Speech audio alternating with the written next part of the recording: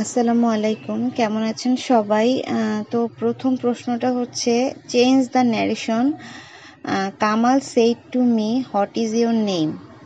হ্যাঁ, তো এই ন্যারেশনটাকে হচ্ছে চেঞ্জ করতে হবে। তো এটাকে যখন চেঞ্জ করা হবে, এটাতে হচ্ছে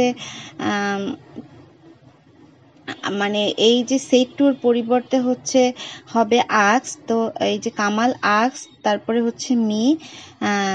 তো সেন্টেন্সটা দেয়া আছে হচ্ছে প্রেজেন্ট ইনডিফিনিট টেন্স। তো প্রেজেন্ট ইনডিফিনিট যখন চেঞ্জ করা হয় তখন হয় পাস্ট ইনডিফিনিট। প্রেজেন্ট ইনডিফিনিটে যে এখানে মানে প্রেজেন্ট ইনডিফিনিটের জন্য এখানে এই যে ইজ আছে দেখেন, আর পরবর্তীতে এটা ওয়াজ হয়ে গেছে, মানে ইজ থাকলে ওয়াজ হয়ে যাবে, মানে প্রেজেন্ট ইনডিফিনিট থাকলে হচ্ছে সেটা পাস্ট ইনডিফিনিট হয়ে যাবে।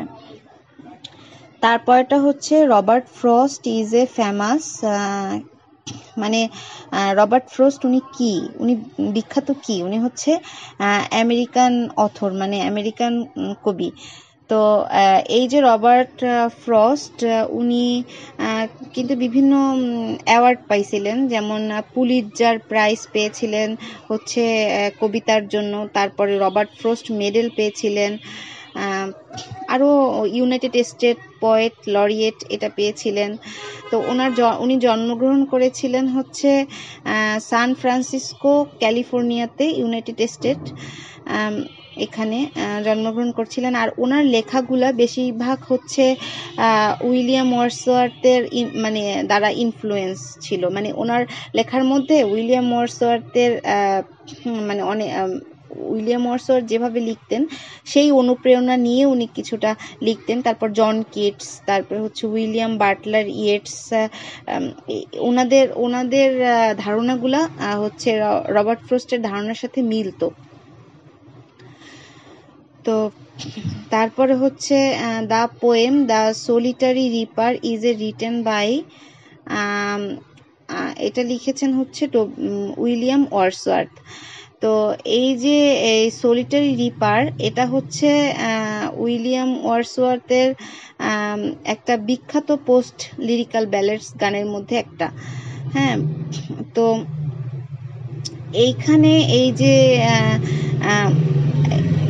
মানে এই যে রিপার যে গানগুলো লিখেছেন সেগুলো আসলে এই যে আমরা যে বক্তা, মানে এই যে ওনার যে গানের কথাগুলো সেগুলো আসলে মানে যারা পাঠ করে আসলে তাদের কাছে অত একটা বোধগম্য হয় না, মানে অত ভালো করে মানে বুঝতে পারে না, কারণ সে হচ্ছে অনেক